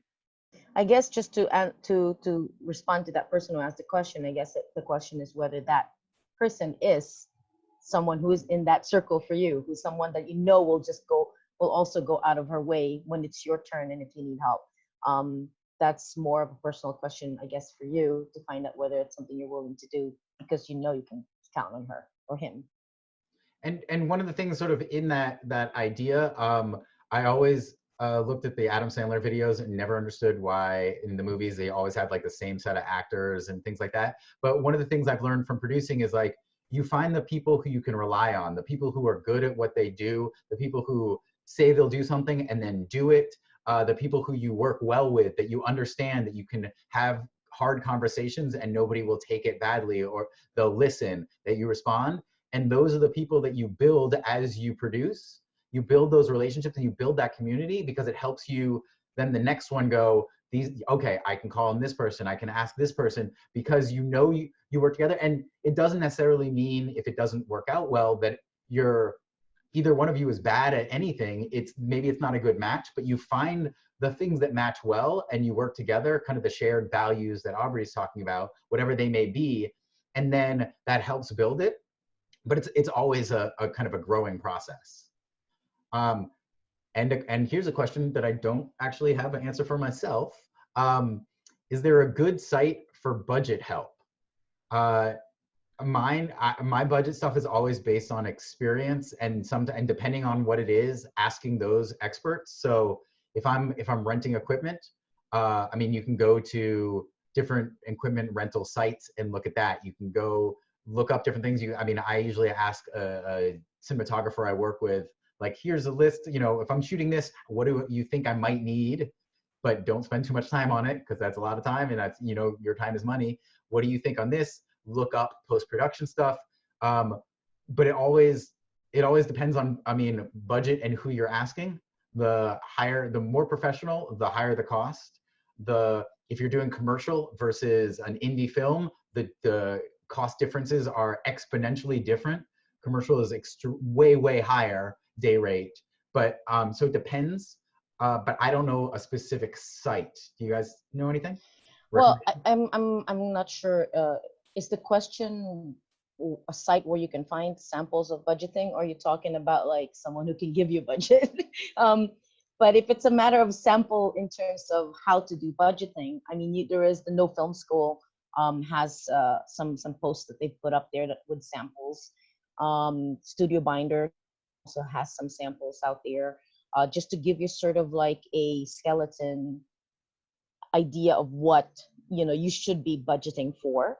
But every project has different budgets, different budget structures, and depends on what you need. So I guess the most important part is having someone who's very good at breaking down your script, which is usually what your AD or your line producer does. They would break down the script for each item and each location and each character and everything, that so you can figure out what your days are going to be like, and from there you can figure out your rentals and everything. So but in terms of templates, if you're looking for one, those are two websites that I know I've seen in the past. And if you have friends that have done major projects before, it's always good to see if they're willing to share an old budget that you can look at, even if they take out the name of the movie or the show, so that you can at least get an idea of what line items they're accounting for.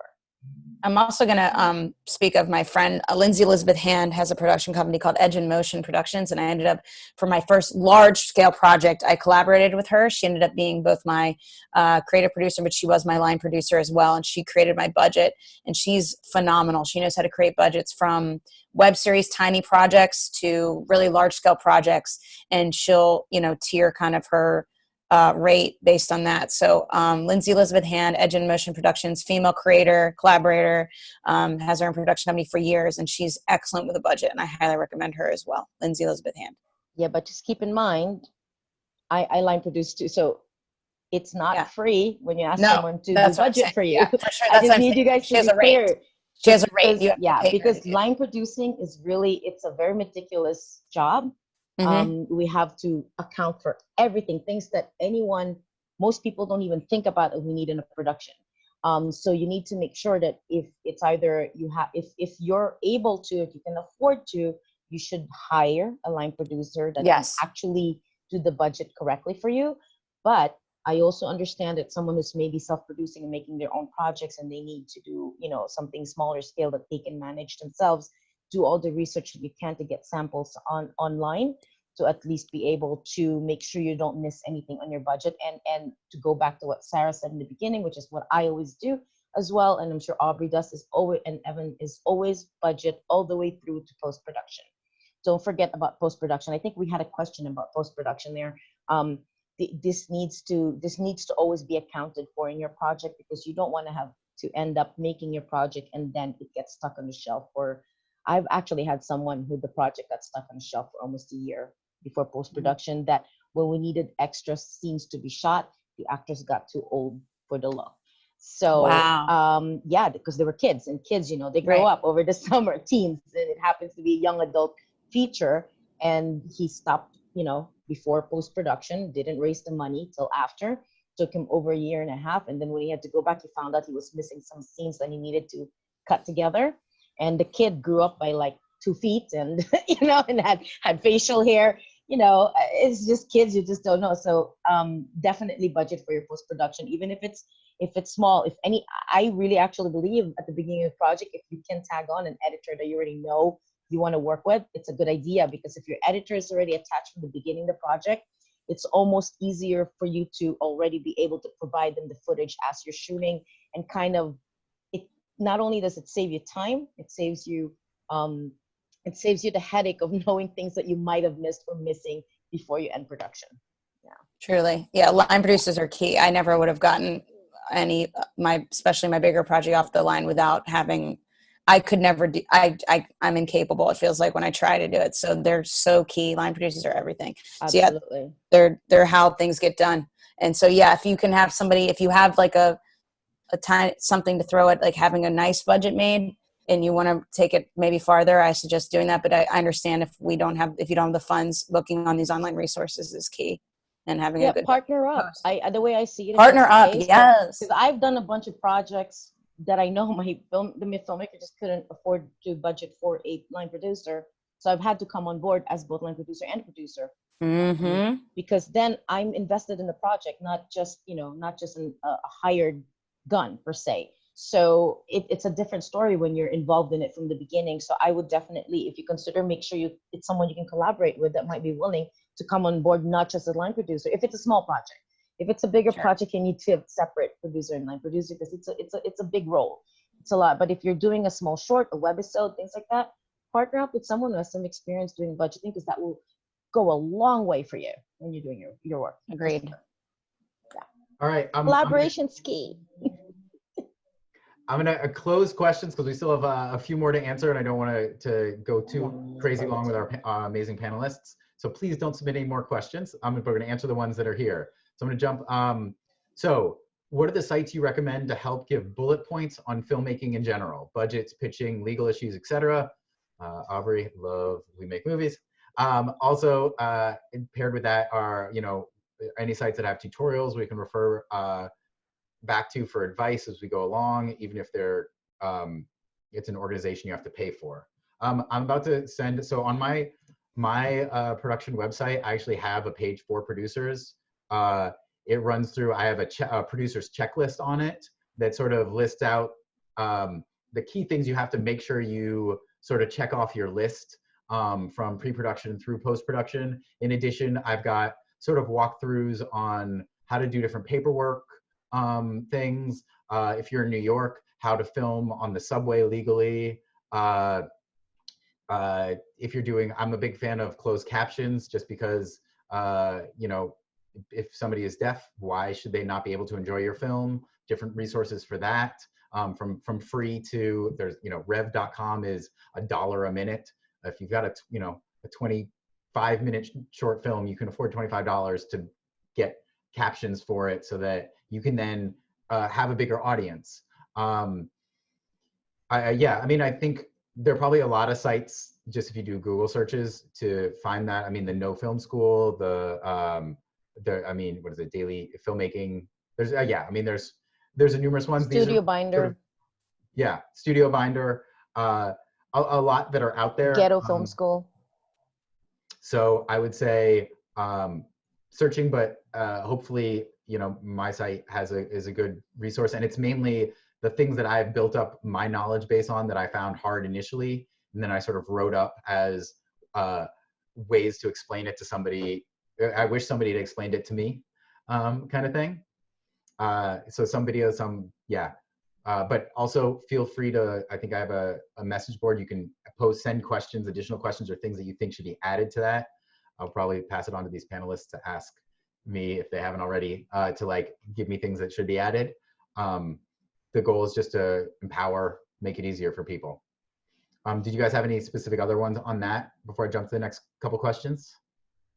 Cool. Okay, so next one. This one is more specific, related to posting of short films.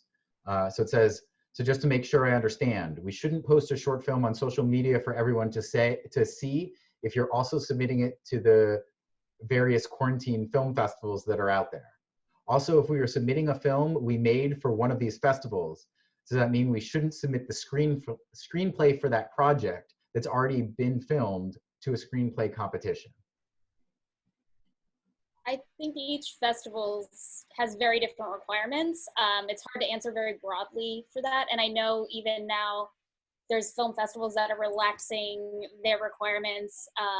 If you exhibit it online, they're still maybe accepting it. There's a whole list that I can maybe find a link to of film festivals that are relaxing certain requirements. But it's hard to answer pretty widely. But traditionally, yes, if you're aiming for festival exhibition, you don't want to have your short film for free online. You can have it behind a password protected link for certain friends and family private screenings, but that's traditionally. Again, each festival though has very different requirements. Some don't care. Some, it has to be the North American premiere. Some it has to be the premiere in Boise, Idaho. So just really read very carefully for each one. And I want to also just sort of jump on the reading very carefully side of it. There are some festivals that I refuse to submit to because in their fine print, you essentially sign over the licensing rights for them to put it online, and that screws you over. And so just you have to read what you are signing away, in addition to like the requirements even to submit. Because yeah, there are premieres or things like that, but also the rights that you want to make sure that you have the rights and they don't take it over and can't just put it on. I've had festivals like that where I've reached out and I was like, this doesn't make sense. Like, it's mine. Oh, but don't you want to get eyes on it? I'm like, no, like, I don't want you to post it on your site when it's a premiere everywhere else. Like, but so just be aware of both the requirements and also what you're signing away, especially given the fact that so many places are looking for content or things to do right now, that they might be changing some of their things to allow them to post online, to give them content, that you want to make sure you're not signing that away.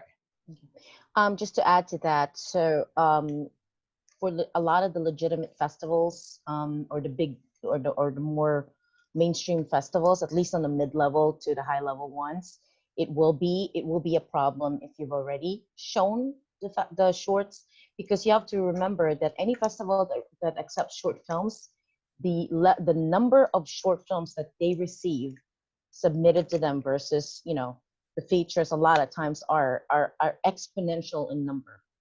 So even our festival, it's a mid-level festival, and we get thousands of submissions. So if I were to pick between a film, because there's always going to be a lot of good films. When you have that many in volume, there's going to be a lot of really good films. It's very difficult to program. And if I'm going to pick between your film that's already been shown to a festival, it's already been shown online publicly, and a film that I know hasn't been shown at all yet, or it's a premiere, or it's a private screening for just festivals, I will definitely go for the one that hasn't shown yet, because there's no reason the purpose of the festival, just to clarify, is that these films usually, they go to a festival in the hopes of getting distribution, whatever format that distribution is, whether it be for Amazon, for YouTube, for Amazon, for Netflix, for network and such. So there's a little bit more of a somewhat of, I don't want to use the word exclusive because it's not an exclusive thing, but it's a different, your hope is it goes in a different level. Now, if your purpose for your short is just to get eyes on it and just to get seen, then perhaps, then the festival circuit is not even maybe necessary for you, because you could just put it out there online already, and it could be just added things. Because there are festivals out there that, yes, you're right, they're a lot more lax with their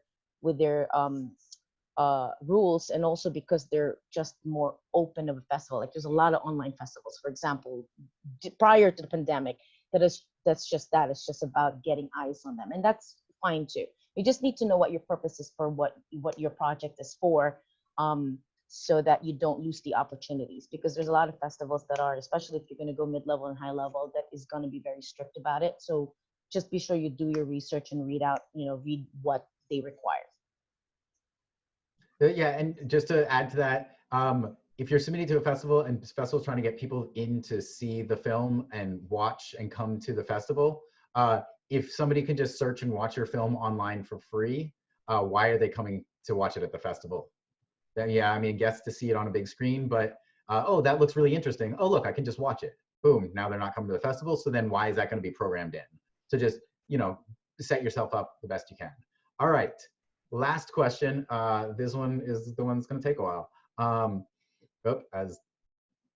Zoom froze on me, so let me ask this before it maybe shuts down. Have you had conversations about producing changes to producing if the virus issue is a longer term thing we have to deal with?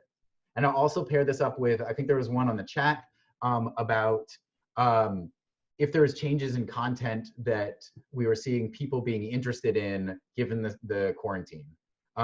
So I know, just to start off, or Sybil, do you want to jump in? Or yeah, if you don't mind, because I'm sorry, I have a call in Yep. 10 minutes, so I may have to jump off. So I'm just gonna, if you don't mind, just on my end, I have been attending a lot of talks with the Producers Guild and a couple of other groups and committees regarding this specific subject.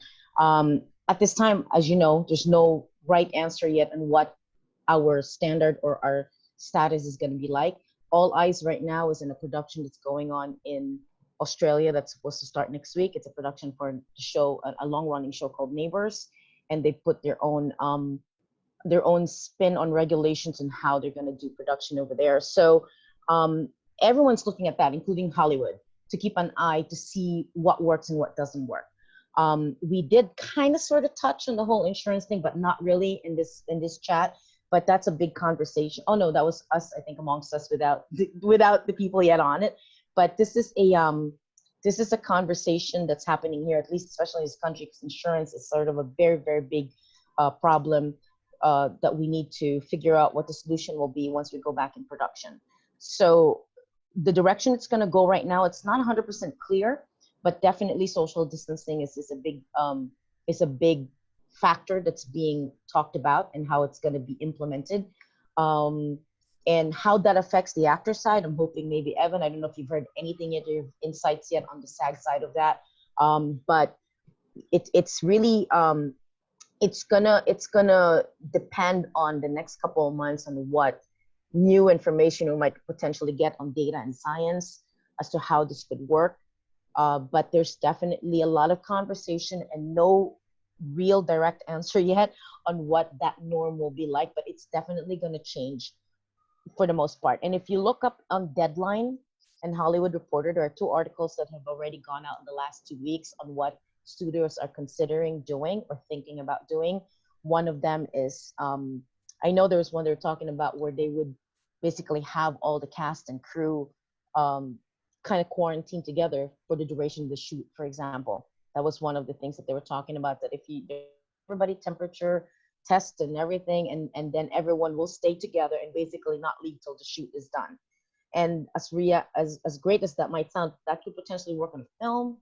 You work on TV, that might be a different story, because you're talking about going to the studio and you might live like right across the street, and there's a lot, and budget obviously gets affected. So I would look up those 2 articles. If I might try to send it to you, maybe Evan, so you can send it to the followers if you have reached for them, if you want to put it out there as a possible read for them to kind of look at where we're going right now. I can definitely find them. And I'm back. Okay, my Zoom was acting up, so it just did a weird thing. Now we're back.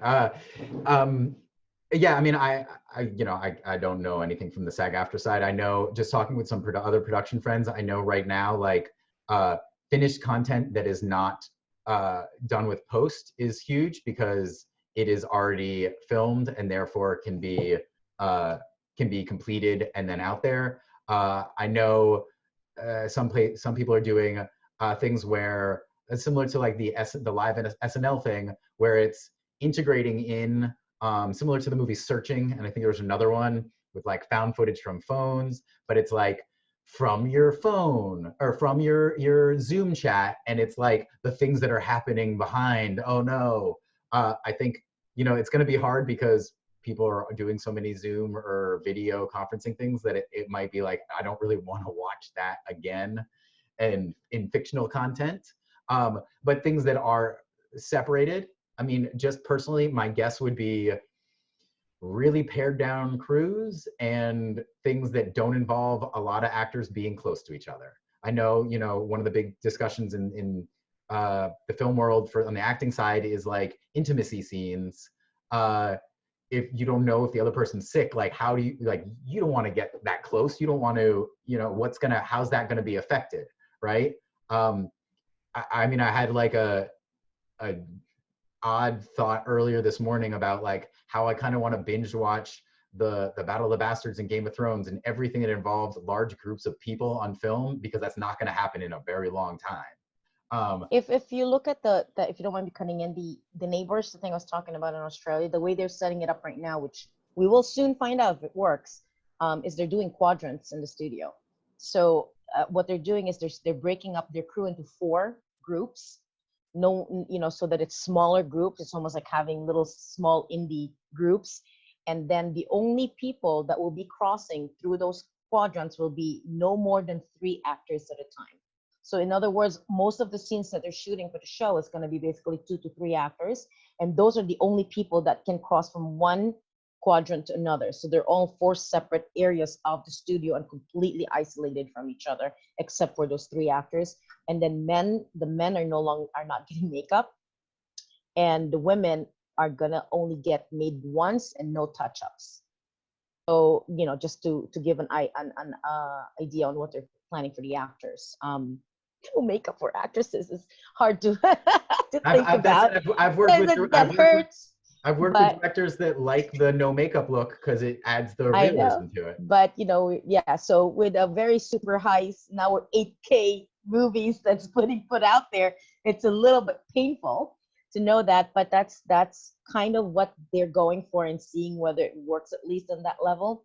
And of course, and everyone gets their own set. So if one female is getting a makeup today, it's one set of makeup just for her, and then no one else, and things that they use for it, brushes and all that, gets replaced, and that's it. So that's at least one example of what they're trying, and we'll see. We'll soon find out in the next 2 weeks, I guess, how that's working out, or maybe in the next month. And hopefully, it's a start. It's a start. And I think it will affect positively a lot of the hygiene and the like different aspects of set that a lot of actors have been pushing for, and not necessarily getting because people are cutting corners or trying to be more efficient. That it'll definitely create a positive change in that level of things that have been discussed for a while and just not taking action. But it also, I think, will cause a lot of separating into quadrants, having the discussion of having actors quarantined for 14 days before production and being paid, or the idea of treating a set as if it was an on-location set. Great ideas. You can't afford that unless you have a lot of money behind it. So it is going to greatly impact the indie world. And I think that's going to be a really interesting thing. And I don't think we have time for discussion about the craziness about ensuring productions going forward, but it is going to create a very complicated and interesting web related to that as well. Yeah, because of workers' comp. Hey guys, I'm so sorry to do this, but I'm actually have another call, so I'm gonna have to jump off. But I really, really enjoyed speaking to you guys and speaking with you, to everyone that was following us. Thank you, Sybil. So much. Good to see you. I'm sending everyone really good energy. Everyone stay safe, stay home, keep creating, keep writing, make those projects happen. This is a good time. And hopefully when we're out of the hibernation mode, we can get all those projects made. So just go for it, guys. But thank you. Love you all. Sorry to leave. Bye. You're good. I have to jump off in a little bit too. I'm doing a live stream of Animal Crossing, but I just want just to answer that question really quick. We don't know the future. We don't know what it's going to entail. We really don't know. But what we do know is now, if you take the time now, you can start working on your projects, tightening the script, tightening the budget, tightening the course of action you're going to go through in terms of filming when it is shot. Project that it will be done. Project that it will happen. But now's the time to work on some really good prep, whether it's the script itself, whether it's the budget, whether it's the pitch deck. There's so many things you can do right now that don't include simply filming it. There's so many things you can do and work on. I'm doing that myself. I'm taking my own advice and like really starting to work on and do better with some of the pitches I was working on that could be better, and writing as well. That can all be done right now. So yeah, we don't know the future, but write and prep and create. So as soon as we're back online, you're ready to go with your stuff. But yeah, we don't know the future. So unfortunately, I don't know. We'll see. Yeah, I would say actually in terms of independent producing and self-producing, this is actually the time to do it, because as Evan said, it's going to cost an arm and a leg to quarantine people. So as SAG-AFTRA performers, as actors, you know, if you were just sort of working at the co-star, day player levels, I'm guessing that a lot of the day player co-stars are probably going to be disappearing from a lot of the projects that are going to be shooting, because it's just going to be too costly to hire someone to come in for, you know, an under 5 or a day player role. And so this is really the time where we need to create our own opportunities. And, you know, I think once it's safe to, you know, start going back to a somewhat semi-normal situation and finding, you know, small groups, your tight-knit community, whoever those people are, to shoot, you know, content that doesn't require, you know, a lot of studio space or large crowds or a lot of intimate scenes. I think that'll be really useful, because I think there will be a desire for more content. I think obviously we've all binged everything that we possibly can, and I think we're only going to need more and more content to consume. So I think this, in a way, could be really a great opportunity for those who are on this, you know, call, listening to this, because obviously you're interested in self-producing, and this is what I think we will all have to do, honestly, for the short to medium term as performers in order to create opportunities. Because I don't know that we're going to have the same audition regularity that we had, whatever that was for you, that we are used to for a while. So I think this is the time to be creative and find ways to shoot safely. And yeah, the insurance thing, obviously, please do not shoot without, you know, taking proper precautions, looking into insurance options. That's really, really important. You don't want to get anyone sick or injured on set. Super important. Set safety. We could also do a whole hour and a half on set safety, as it's so important. But yeah, I think I'm going to look at this next period as a time where maybe the indie producer is sort of more valuable than it has been in the past. Yeah, if you've got downtime, why not use it to work on that project that you've been pushing off because you haven't had the time. But we are running so long, and I just wanted to thank Sibyl's left, but thank her for joining us. Thank Aubrey, thank Sarah for sharing all of your guys' insights on these things. Hopefully, you watching us has been helpful, has answered some of your questions. We're gonna, once this is sort of edited and put online, we'll have all the links that we've talked about that are also in the chat right now, but we'll have them available. And just know, you know, the resources are out there. You can do searches for things. You can ask. Asking never hurt anybody, right? Reaching out. There's so many other performers who are also self-producing, people who are producing out there. So, you know, use each other as resources as well. And with that, I'm Evan Bass and signing out. Thank you for joining us. Bye, guys. Thank you. Thanks, everyone.